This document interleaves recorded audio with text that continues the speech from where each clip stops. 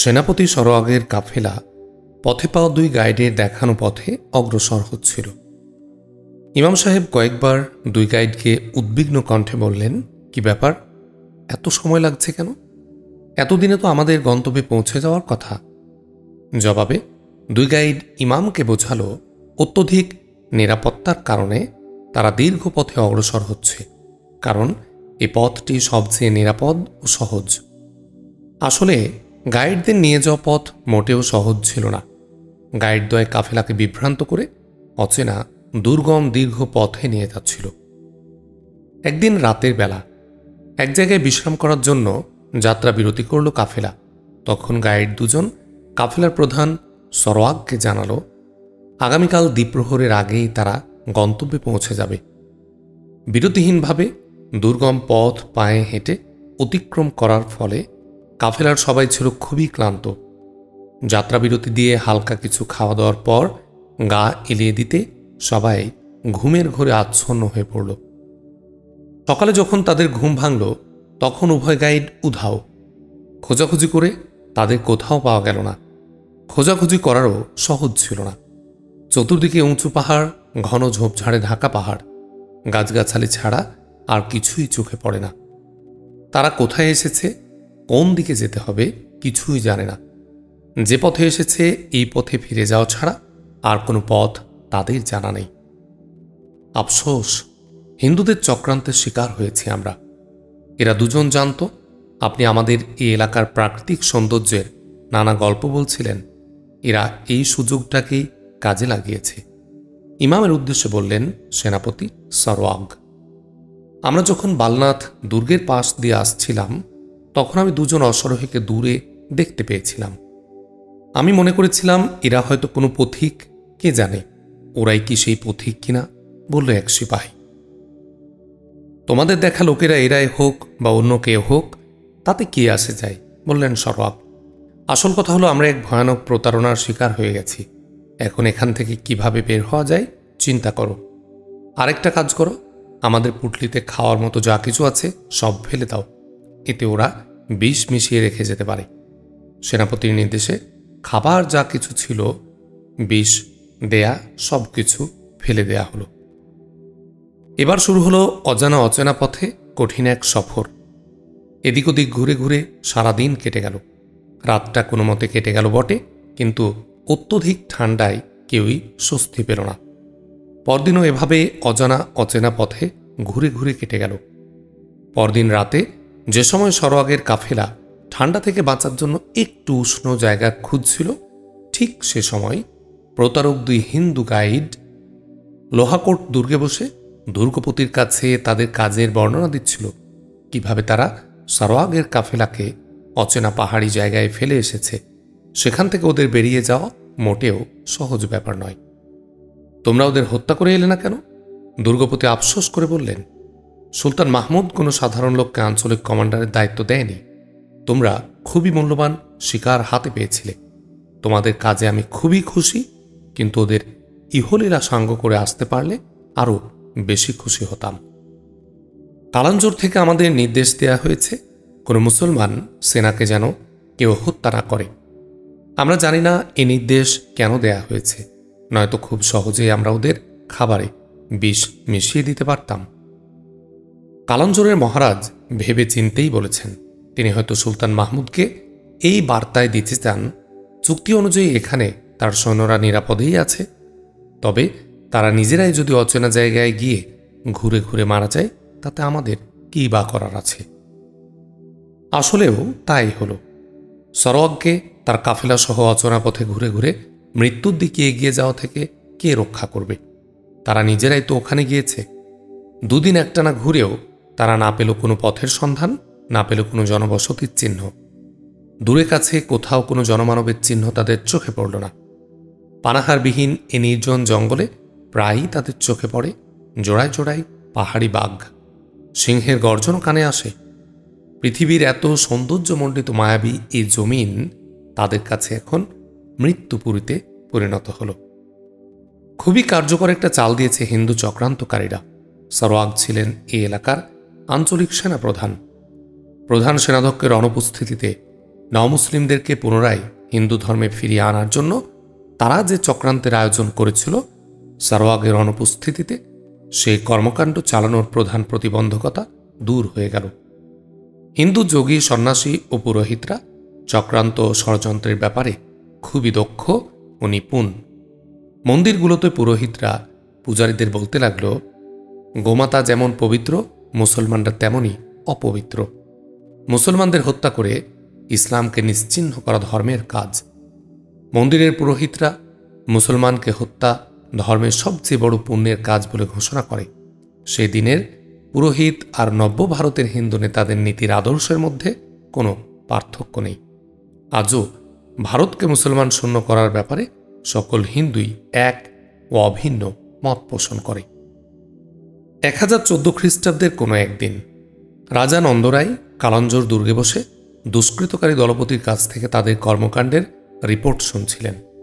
রাজা নন্দরায় দুষ্কৃতকারীদের দ্বারা বিজিত এলাকাসমূহ নমুসলিমদের বিভ্রান্ত করে পুনরায় হিন্দু ধর্মে ফিরিয়ে আনা এবং মুসলিম শাসকদের উৎখাত করার চক্রান্তে জাল বুনছিলেন। তা মুসলিম সৈন্য ও শাসকদের কাছে ধরা পড়ে যায়। তারা জাদুটোনা এবং সুন্দরী নারীদেরকে প্রেতাত্মারূপে গ্রামের অশিক্ষিত মানুষের কাছে হিন্দু দেবদেবীদের গজবের আলামত হিসাবে উপস্থাপন করতে পাহাড়ের উপর থেকে কৃত্রিম আলো ফেলে বিজলি তৈরি করে। দুষ্কৃতকারী দলের নেতা বলছিলেন, আমাদের প্রশিক্ষিত দলের 2 পুরুষ সদস্য ও 3 কিশোরীকে মুসলিম সৈন্যরা আসবাবপত্র সহ পাকড়াও করেছে এবং তাদেরকে গ্রামে গ্রামে নিয়ে গিয়ে মানুষকে সব কিছু দেখিয়ে বলেছে, এরাই হলো তোমাদের দেখা আসমানি গজবের প্রতীকী প্রেতাত্মা, আর এই সব আসবাব হলো আসমানি বিজলির রসদ।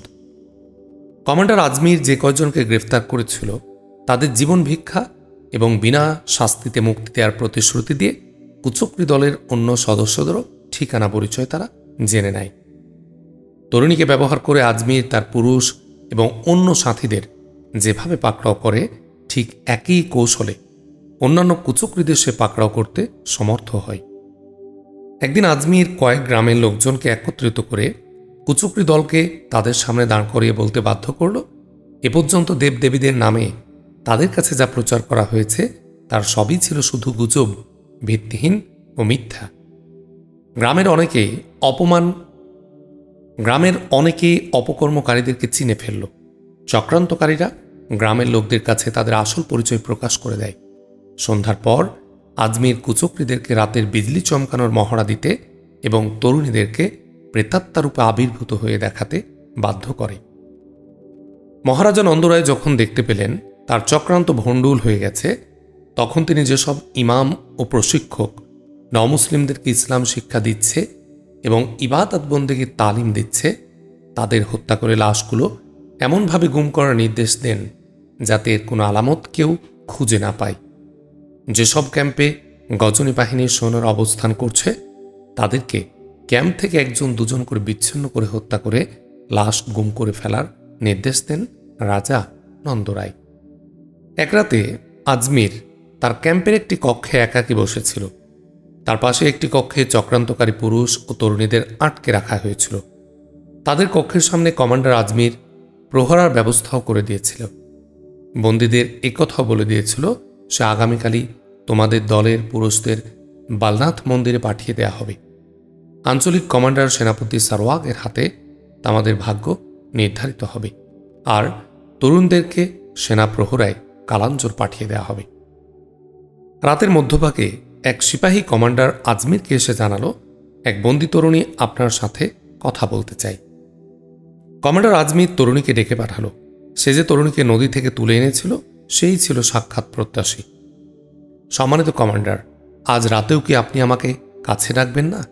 অন্তত আজ রাতটি আপনার কাছে কাটাতে ইচ্ছে করছে আমার। তরুণীর কথায় হাসি পেল আজমিরের। সে বলল, আমি অনুভব করি তুমি অস্বাভাবিক সুন্দরী। আল্লাহর কসম, তোমার মতো রূপসী নারী আমি হয়তো জীবনে দ্বিতীয় দেখিনি।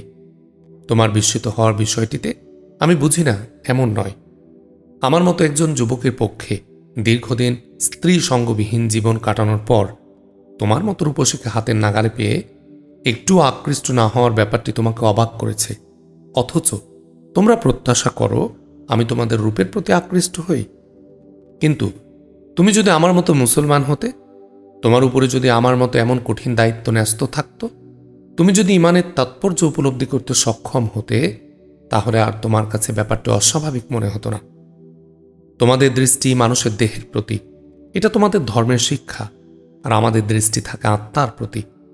আত্মাকে কেন্দ্র করে আমাদের ধর্মবিশ্বাস আবর্তিত, এটাই আমাদের ধর্মের শিক্ষা।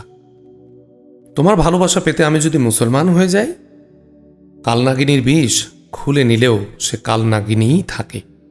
তাকে যদি মধুও পান করাও, তবুও তার দেহে বিষই উৎপাদিত হবে এবং এক সময় ঠিক নাগিনীর মতোই ছোবল মারবে, কারণ এটাই তার ধর্ম। আমি এখানে প্রেম প্রীতির খেলা আর বিয়ে শাদী করে সুন্দরী নারী নিয়ে ফুর্তি করতে আসেনি। তোমার এই অপরূপ সৌন্দর্য, আকর্ষণীয় দেহ বল্লরীর প্রতি আমার বিন্দুমাত্র কোনো আকর্ষণ নেই। এটা আমার ইমানের শক্তি। এ কারণে আমার দৃষ্টি নিজের যৌবনের প্রতি যেমন পড়ে না, তদ্রূপ তোমার মতো রূপসীর প্রতিও আমি আকর্ষণ বোধ করি না। শোনো সুন্দরী, আমার ধর্ম আমাকে শিক্ষা দিয়েছে, শত্রুপক্ষের কোনো অবলা নারী যদি তোমাদের হাতে বন্দী হয়, তখন তাদের অসহায়ত্বের সুযোগে তাদের রূপরসের স্বাদ নেওয়া মহা অপরাধ।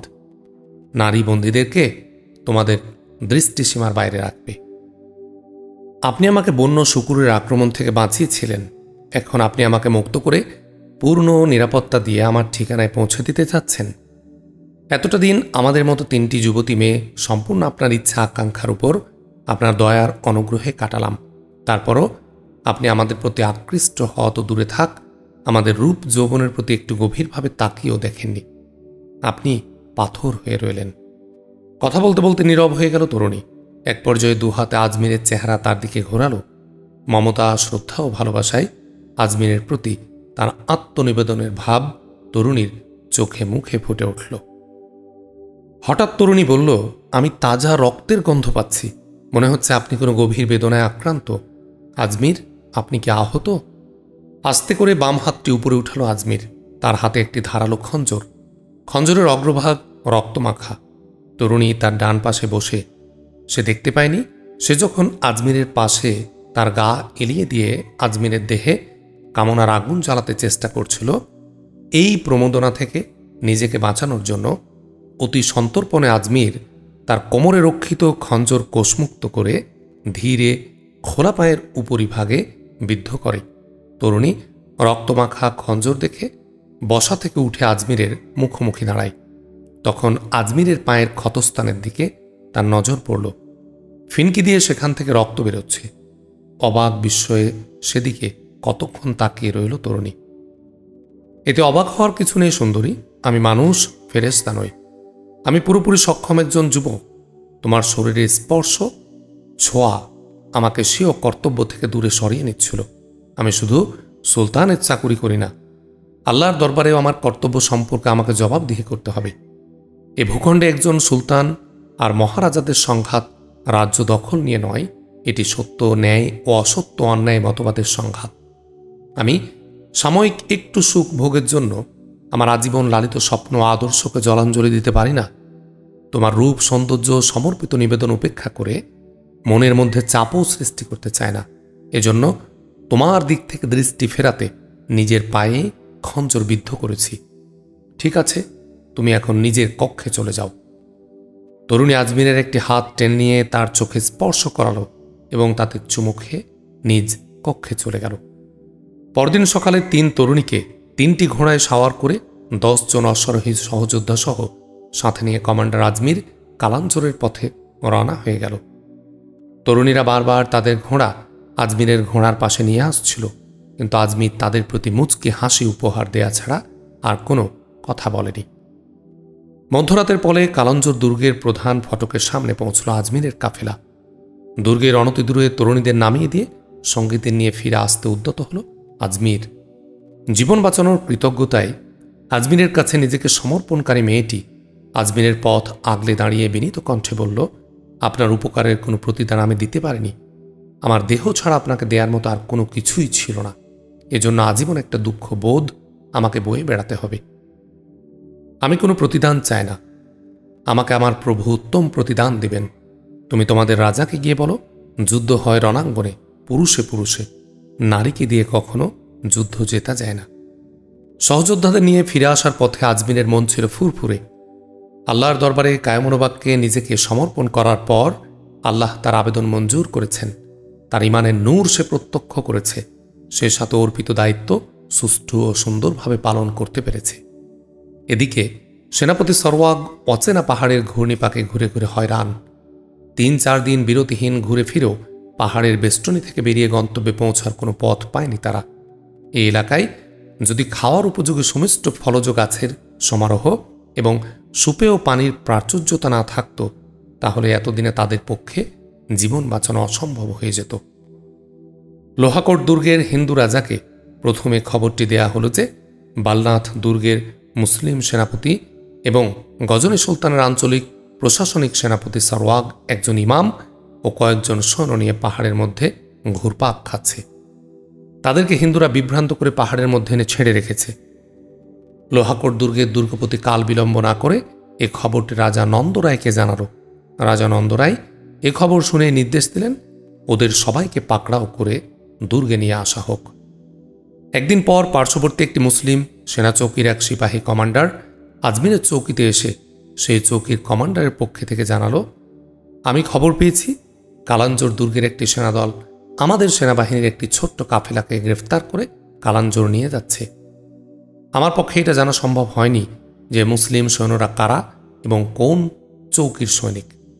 আমি ওদের উদ্ধার করতে যাচ্ছি, কিন্তু আমার জনবল খুবই কম। যথাসম্ভব জনবল দিয়ে আমাকে সহযোগিতা করুন।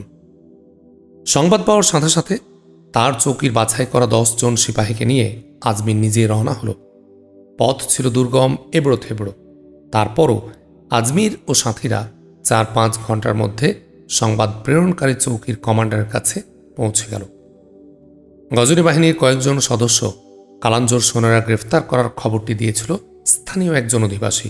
সে জানালো হিন্দুদের দলের সৈন্য সংখ্যা 50-60 জনের কম হবে না। আজমির ও সংবাদদাতা কমান্ডার 30 জন সিপাহী নিয়ে উদ্ধার অভিযানে রওনা হল। সংবাদদাতা লোকটি ছিল তাদের গাইড। বেশি দূর যেতে হলো না তাদের।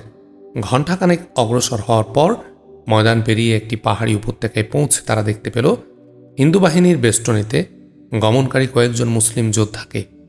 দূর থেকেই তারা সেনাপতি সরওয়াগকে চিনতে পারল। সে সাথে অন্য সিপাহীরাও ছিল তাদের পরিচিত।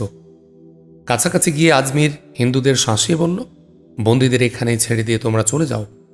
হিন্দুরা আজমিরের হুমকির কোনো মৌখিক জবাব না দিয়ে মোকাবেলার প্রস্তুতিতে সারিবদ্ধ হয়ে দাঁড়াল। হিন্দু ও মুসলমান উভয় পক্ষের সবাই ছিল অশ্বারোহী। হিন্দুদের হাতে বন্দী সরওয়াগের সাথীদের সবাইকে ওরা পায়ে হেঁটে যেতে বাধ্য করেছিল। শুরু হয়ে গেল দুপক্ষের মধ্যে তুমুল সংঘর্ষ। অল্পক্ষণের মধ্যে বন্দীদেরকে মুক্ত করতে সক্ষম হল আজমিরের দল। উভয় পক্ষের মধ্যে হতাহতের ঘটনা ঘটল। এক পর্যায়ে হিন্দু বাহিনী পালিয়ে গেল। বন্দিদশা থেকে মুক্তিপ্রাপ্ত সরওয়াগ ও তার সাথীরা নিহত যোদ্ধাদের ঘোড়াগুলো ধরে সেগুলোতে সওয়ার হয়ে নিকটবর্তী মুসলিম সেনা চৌকির দিকে রওনা হল। কিন্তু এই দলের মধ্যে কমান্ডার আজমিরকে দেখা গেল না।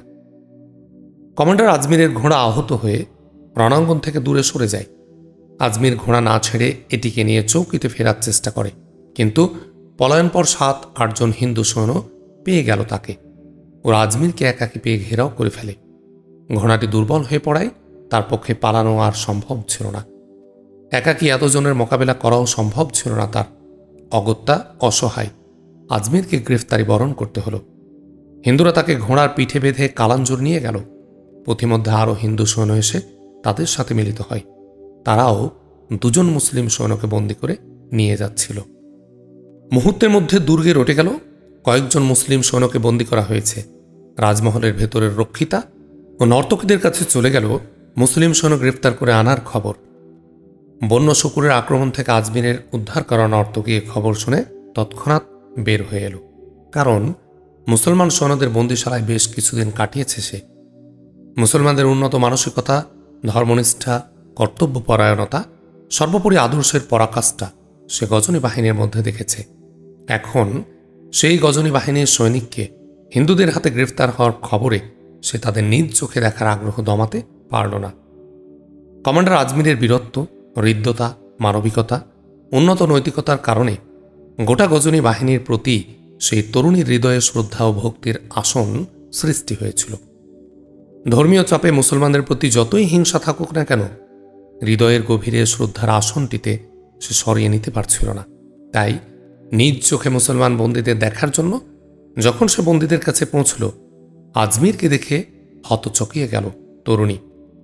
তখন মুহূর্তের মধ্যে সে সিদ্ধান্ত নিল, যে লোক হিংস্র জন্তুর আক্রমণ থেকে আমাকে বাঁচিয়েছে তাকে বাঁচাতে আমি সম্ভাব্য সব কিছুই করব, আর যেই ভাবনা সেই কাজ।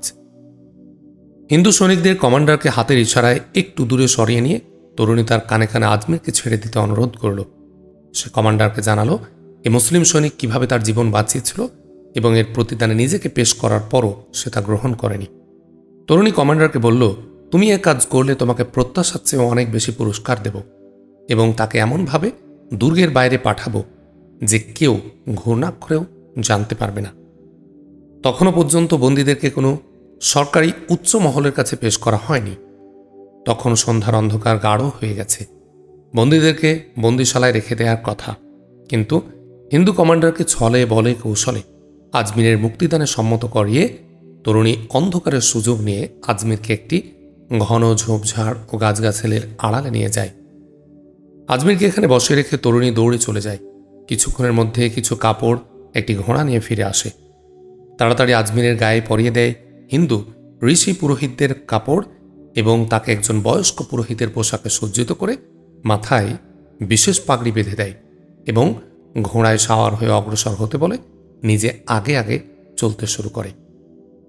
শাহী নর্তকী এগিয়ে গিয়ে প্রধান ফটকে প্রহরারত দায়িত্বশীল অফিসারকে বলল, বাবাজি আমাদের কাছে এসেছিলেন, এখন জরুরি কাজে তাকে দুর্গের বাইরে অবস্থিত কাছের গ্রামে যেতে হচ্ছে।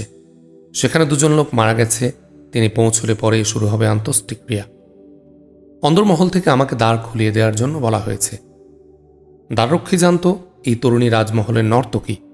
রাজপ্রাসাদ ও মহলে এই তরুণী প্রভাব প্রতিপত্তি সম্পর্কেও অবহিত দ্বাররক্ষী। তাই কোনো ধরনের দ্বিধা চিন্তা না করে দ্বার খুলে দিল সে। পুরোহিত বেশে আজমির বিনা বাধায় ফটক পেরিয়ে গেল। তাকে বের করে দিয়ে পুনরায় বন্ধ করে দিল ফটক। আজমির দুর্গ থেকে বেরিয়ে ঘোড়া না হাঁকিয়ে ধীরে ধীরে অগ্রসর হল। দুর্গ থেকে অনেক দূরে গিয়ে সে পুরোহিতের বেশধারে জামা খুলে ফেলল এবং পেট মোটা করার জন্য জামার নিচে গুঁজে দেওয়া কাপড়গুলো ছুঁড়ে ফেলে দিল। মাথার বিশেষ পাগড়িও ফেলে দিয়ে স্বাভাবিক হয়ে চৌকির উদ্দেশ্যে ঘোড়া হাঁকালো আজমির। একটানা ঘোড়া হাঁকিয়ে পরদিন অপরাহ্নে নিজের চৌকিতে পৌঁছল। সেনাপতি সরওয়াগ এবং তার যে সব সঙ্গী হিন্দুদের হাতে বন্দী হয়েছিল তারা মুক্ত হয়ে আজমিরের সেনা চৌকিতে এসে আশ্রয় নিয়েছে, কারণ সব কাছের চৌকির মধ্যে আজমিরের চৌকি ছিল সবচেয়ে মজবুত এবং নিরাপদ। আজমির যে, এ দুদিন তুমি কোথায় ছিলে, এখন কোথেকে এলে? দুদিন পর আজমিরকে চৌকিতে ফিরতে দেখে জানতে চাইলেন সেনাপতি সরওয়াগ। আগে জরুরি কথা শুনুন, বলল কমান্ডার আজমির। আমার ঘোড়া অচল হয়ে গিয়ে আপনাদের কাছ থেকে দূরে সরে যায়। আমার একাকিত্ব ঘোড়ার অচল অবস্থা আমাকে বন্দিত্ব বরণ করতে বাধ্য করে। একজনের সহায়তায় আমি কালাঞ্জোর দুর্গ থেকে বেরিয়ে এসেছি। এখানকার অবস্থা খুবই খারাপ। কালাঞ্জোরের রাজা এখানকার মুসলমানদের বিরুদ্ধে যে চক্রান্ত ও ষড়যন্ত্রের জাল বিস্তার করে রেখেছিল আপনি তার প্রত্যক্ষ সাক্ষী। আল্লাহর মেহেরবানি যে তাদের এই চক্রান্ত ভণ্ডুল হয়ে গেছে। আপনাকে গ্রেফতার করে কালাঞ্জোর নিয়ে যাওয়ার চেষ্টায় প্রমাণ করে এখানকার ছোট ছোট সব হিন্দু রাজারা আর আমাদের করদ রাজা হিসেবে থাকতে রাজি নয়। এরা গোপনে সামরিক প্রস্তুতি নিচ্ছে। কালাঞ্জোর দুর্গ থেকে আমি জানতে পেরেছি কালাঞ্জোর দুর্গে 2-3 জন রাজার সকল সৈন্য একত্রিত হচ্ছে। লাহোরের মহারাজা ভীমপাল নিজে বিপুল সংখ্যক সৈন্য নিয়ে কালাঞ্জোর দুর্গে আসছেন। সম্ভবত সম্মিলিত বাহিনীর কমান্ড ভীমপালের হাতে থাকবে। মহারাজার কালাঞ্জোর দুর্গে একত্রিত হয়ে সুলতানকে কর দিতে অস্বীকৃতি জানিয়ে পয়গাম পাঠাবে। এরপর আমাদের ছোট ছোট চৌকিগুলো ধ্বংসের কাজ শুরু হবে। এমনটা হয়তো স্বাভাবিক, বললেন সেনাপতি সরওয়াগ। যে কোনো পরাজিত শক্তি প্রতিশোধ নিতে চেষ্টা করতেই পারে। হিন্দু এমন এক দ্বিমুখী জাতি যে এরা পরাজয় অবশ্যম্ভাবী মনে হলে তোমার সামনে তরবারি ফেলে দিয়ে পায়ে পড়ে ভিক্ষুকের মতো প্রাণ ভিক্ষা চাইবে। তখন যদি ওদের মুক্তির বিনিময়ে বলো তোমাদের সকল কন্যা জায়া ভগ্নীকে আমাদের হাতে তুলে দিতে হবে, তাতে বিন্দুমাত্র কুণ্ঠা বোধ করবে না। কিন্তু কোনো মতে তোমাদের তরবারি কবজামুক্ত হতে পারলেই বিষাক্ত সাপের মতো ছোবল মারবে। হিন্দুদের সাথে আমাদের যুদ্ধ রাজত্বের সীমা কিংবা অন্য ধন সম্পদ নিয়ে নয়, আমাদের সাথে তাদের সংঘাতের একমাত্র কারণ ধর্মীয় বিশ্বাস। এ যুদ্ধ যতদিন পর্যন্ত হিন্দুস্তানে একজন হিন্দু কিংবা মুসলমান থাকবে ততদিন পর্যন্ত অব্যাহত থাকবে। কিন্তু এখন দেখার বিষয় হচ্ছে হিন্দুরা কখন আমাদের আক্রমণ করে। আমি আপনাকে অনুরোধ করব, হিন্দুদের আক্রমণ দেখার জন্য আমাদের নিষ্ক্রিয় বসে থাকা ঠিক হবে না। আজই একজন দূত গজনী সুলতানের কাছে এ আশঙ্কা সংবাদ দিয়ে পাঠানো দরকার। আমাদের উচিত হবে শত্রুদের শক্তি ও সামর্থ্যের ব্যাপারে আত্মতৃপ্তির ঢেকুর না তোলা, কারণ যখন ওদের আক্রমণ শুরু হয়ে যাবে তখন অল্প কজন লোক দিয়ে আপনি ওদের বিশাল বাহিনীর মোকাবিলা কিভাবে করবেন, বলল কমান্ডার আজমির। আজমিরের প্রস্তাব খুবই যৌক্তিক মনে হল সেনাপতি সরওয়াগের। তিনি তখনই মৌখিক পয়গাম দিয়ে গজনের উদ্দেশ্যে 2 জন সৈনিক পাঠানোর ব্যবস্থা করলেন। তাদেরকে বলা হলো পথিমধ্যে যথাসম্ভব কম বিশ্রাম নেবে এবং প্রয়োজন হলে প্রত্যেক চৌকি থেকে ঘোড়া বদল করে নেবে। প্রত্যাশার চেয়েও কম সময়ে দূত গজনী পৌঁছে গেল। সুলতান মাহমুদ তার সেনাবাহিনীর সকল সৈনিকের মধ্যে এ বিষয়টি বুঝিয়ে দিতে পেরেছিলেন যে কয়েক মিনিটের বিলম্ব অনেক ক্ষেত্রে গোটা বাহিনীর পরাজয়ের কারণ হতে পারে। সুলতানের এই শিক্ষার কারণে সংবাদবাহক প্রত্যাশার চেয়েও দ্রুত গজনী পৌঁছে গেল। সংবাদবাহক যখন সুলতানকে কাশ্মীরের অবস্থা সম্পর্কে অবহিত করছিল তখন তার জবান চললেও মাথা দোল খাচ্ছিল আর যন্ত্রণায় তার চোখ বন্ধ হয়ে আসছিল। ক্ষুধা, পিপাসা এবং বিরতিহীন ক্লান্তিতে তার দেহ অবসন্ন হয়ে পড়েছিল। কাশ্মীরের গোলযোগ এবং সেনাপতি সরওয়াগের গ্রেফতারি এবং রাজা নন্দরায় ও ভীমপালের চক্রান্তের খবর শুনে সাথে সাথে সুলতান সেনাবাহিনীকে অভিযানে রওনা হওয়ার নির্দেশ দেন। এর আগে কখনো অভিযানের লক্ষ্য, উদ্দেশ্য, কৌশল সম্পর্কে সৈন্যদের অবহিত করা ছাড়া তাকে অভিযানের নির্দেশ দিতে দেখা যায়নি। এর কারণ সম্পর্কে বিশ্লেষকগণ বলেছেন, ইসলামের নীতি আদর্শের প্রশ্নে সুলতান ছিলেন খুবই আপোষহীন ও আবেগপ্রবণ। তিনি তখন বলেন, দক্ষিণ কাশ্মীরের যে এলাকায় তিনি মৌখিকভাবে ইসলামের শাসন জারি করে এসেছিলেন এবং স্থানীয় অধিবাসীদের ইসলাম গ্রহণের নির্দেশ দিয়েছিলেন, সেই নির্দেশ মান্য করে স্থানীয় অধিবাসীদের সিংহভাগ ইসলাম গ্রহণ করেছে এবং নমুসলিমদের শিক্ষা দীক্ষার জন্য তার নির্দেশে বহু মসজিদ মক্তব স্থাপিতও হয়েছিল। বহু সংখ্যক ইমাম, শিক্ষক লাহোর, বাটান্ডা এবং অন্যান্য জায়গা থেকে কাশ্মীরে পাঠানো হয়। কিন্তু পরাজিত হিন্দু রাজারা বহুমুখী চক্রান্তের জাল বিস্তার করে নমুসলিমদের বিভ্রান্ত করে ফেলেছে। শুধু তাই নয়, আঞ্চলিক প্রশাসক সেনাপতি সরওয়াগকে চক্রান্তকারীরা বন্দী করেছে। সেই সাথে সুলতানের বিরুদ্ধে পুনরায় যুদ্ধ ঘোষণার প্রস্তুতি নিচ্ছে। তখন সুলতান এতটাই ক্ষুব্ধ হয়েছিলেন যে স্বভাবজাত যুদ্ধ চিন্তা ও পরিকল্পনা করে নেয়ার অবকাশ তার হয়নি। স্বাভাবিক অবস্থায় নিজেকে ফিরিয়ে এনে তিনি ভাবতেই পারেননি কোথায়, কোন অবস্থায়, কাদের সাথে মোকাবেলায় রওনা হচ্ছেন তিনি। ফলে তার বাহিনী কাশ্মীরে পৌঁছার আগেই সেখানে প্রচণ্ড শীত ও তুষারপাত শুরু হয়ে যাবে, এ দিকটি তিনি চিন্তা করেননি। তিনি ভাবতেই পারেননি অত্যধিক ঠান্ডা আর তুষারপাত তার পরাজয়ের কারণ হতে পারে কিংবা অভিযানকে ব্যর্থতায় পর্যবসিত করতে পারে। ঐতিহাসিকগণ লিখেছেন, হতে পারে অতীতের অব্যাহত বিজয়ের মনোবল এবং শত্রুদের চক্রান্তের ক্ষুব্ধতায় সুলতান অভিযানের সময়, ক্ষেত্র, অবস্থা, প্রতিবন্ধকতার কথা বিবেচনা না করেই সৈন্যদের রওনা হওয়ার নির্দেশ দিয়েছিলেন। কিংবা কাশ্মীরের প্রাকৃতিক অবস্থা, শীতকালে সেখানকার প্রাকৃতিক পরিবেশ পরিস্থিতির ব্যাপারে তার বাস্তব তেমন ধারণা ছিল না। কাশ্মীরের পথঘাট সম্পর্কেও তার ধারণা ছিল অস্বচ্ছ। বস্তুত পেশোয়ার থেকে আরও কিছু সৈন্য সাথে নিয়ে স্বভাবজাত দ্রুততার চেয়ে আরও বেশি ক্ষিপ্রতায় তিনি কাশ্মীরের সীমানায় পৌঁছেন।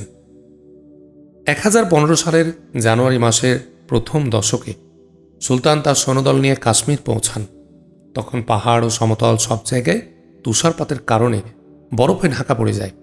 সুলতানকে তার গোয়েন্দা সূত্র খবর দেয়, রাজা ভীমপাল ও নন্দরায় এখন কালাঞ্জোর দুর্গে নয়, লোহাকোট দুর্গে অবস্থান করছে।